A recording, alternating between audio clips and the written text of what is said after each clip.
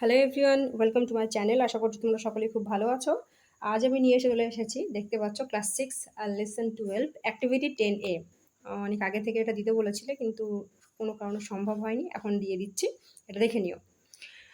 প্রথমে কি বলছে দেখো, খেয়াল করি। Write a short story in about 60 words.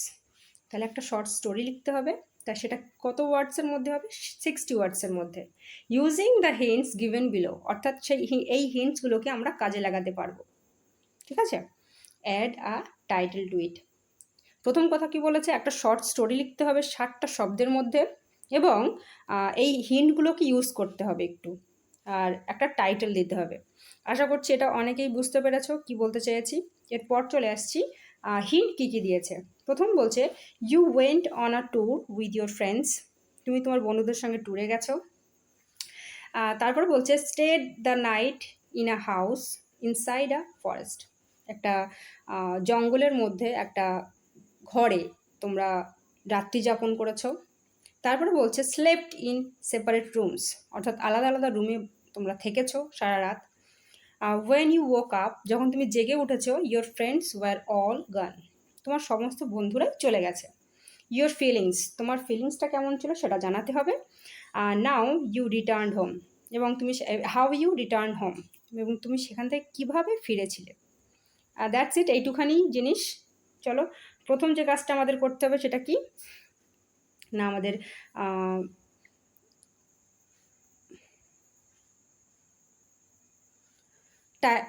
Title যেটা সেটা দেখে নিতে হবে। টাইটেলটা হচ্ছে the identity of a friend in danger, অর্থাৎ বিপদে পড়লে বন্ধু চেনা যায়।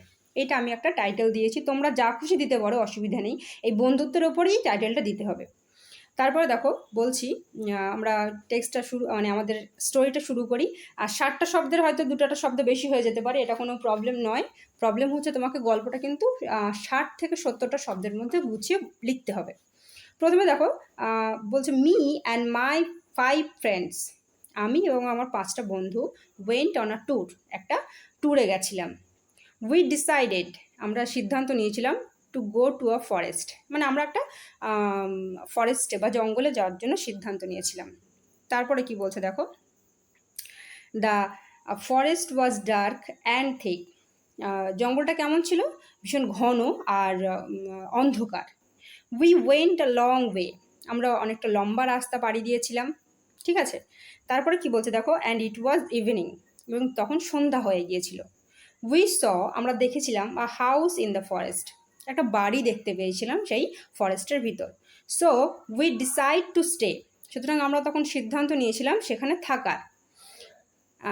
In the house that night, সেই রাত্রে সেই ঘরে থাকার জন্য আমরা সিদ্ধান্ত নিয়েছিলাম, যে ঘরটা আমরা খুঁজে পেয়েছি। We slept in separate rooms, আমরা সেখানে কি করেছি? আলাদা আলাদা থেকেছি। খেয়াল করবে, আমি কিন্তু অলরেডি কিন্তু এই পয়েন্ট থেকেই লিখছি, এবং বোঝার খুব সুবিধার জন্য চেষ্টা করেছি একদম পয়েন্ট বাই পয়েন্ট করতে। তারপরে বলছে দেখো, when you woke up your friends were all gone, তাহলে তুমি যখন ঘুম থেকে উঠলে তখন দেখলে তোমার সমস্ত ফ্রেন্ডরাই চলে গেছে। সেটাই আমাকে একটা লাইনে যখন আনতে হচ্ছে, এই লাইনটা, সেটাকে আমি কীভাবে করেছি? When I woke up in the morning, sorry, when I woke up in the morning my friends were all gone। তাহলে দেখো আমি কিন্তু এইটার সঙ্গে একদম মিল, টু দ্য পয়েন্টে মিল রাখার চেষ্টা করেছি। ঠিক আছে, মিল রেখেই কিন্তু আমি লিখেছি। তারপর দেখো কি বলছে, ইয়োর ফিলিংস, এবার তোমার ফিলিংস সম্পর্কে বলতে হবে। তুমি সকালে ঘুম থেকে উঠে দেখছো তোমার বন্ধুরা সবাই চলে গেছে, তখন তোমার ফিলিংসটা কেমন হবে সেটা আমি কি লিখেছি দেখো, আই ওয়াজ অ্যাফ্রেড, আমি ভয় পেয়ে গিয়েছিলাম। অ্যান্ড আই থট, এবং এবং আমি ভেবেছিলাম, ফর আ ওয়াইল, কিছুক্ষণের জন্য আমি ভাবনা চিন্তা করেছি। স্বাভাবিক, আমি ঘুম থেকে উঠে দেখছি আমার বন্ধুরা কেউ নেই, জঙ্গলে আমাকে একা ফেলে চলে গেছে, তাহলে আমি ভয় পাবো এবং সঙ্গে কিছুটা ভাবনা চিন্তা করতে হবে। And decided to return home, এবং খানিকক্ষণ চিন্তাভাবনা করার পর আমি চিন্তাভাবনা করেছি যে আমি বাড়িতে ফিরে যাব। এবার দেখো ইয়োর ফিলিংস, ঠিক আছে, এই ফিলিংসের জায়গাটা আমাদেরকে আনতে হবে। সেটা আমরা কি লিখব? হাউ ইউ রিটার্ন হোম আর ইয়োর ফিলিংস, এই দুটোই কিন্তু বাকি আছে, এই দুটো পার্ট। তাহলে এই দুটো পার্ট আমরা কীভাবে লিখব? There was a scary sound in the forest, এটা কিন্তু ফিলিংসের মধ্যে আছে।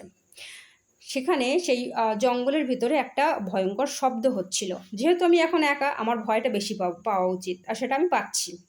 তারপরে দেখো বলছে, but I remember the way. কিন্তু তখন আমি আমার রাস্তাটা মনে করতে পারছিলাম যে আমি কোথা থেকে এসেছি। অ্যান্ড রিটার্ন হোম সেফলি, এবং আমি আমার বাড়িতে খুবই সাবধানের সঙ্গে বা ভালোভাবে আমার বাড়িতে পৌঁছে গেছিলাম। ঠিক আছে, আশা করছি এই পর্যন্ত বুঝতে পেরেছো। যদি কোনো সমস্যা হয় তাহলে অবশ্যই আমাকে নক করবে, আর কোনো জায়গায় কোনো অসুবিধা হলেও আমাকে জানিও। অন্য কোনো ক্লাস ক্ষেত্রে, অন্য কোনো লেসনের ক্ষেত্রে বা অ্যাক্টিভিটির ক্ষেত্রে আমাকে জানিও। ওকে, আর পারলে একটু সাবস্ক্রাইবটা করে দিও, লাইক শেয়ার করে দিও। ওকে, বাই।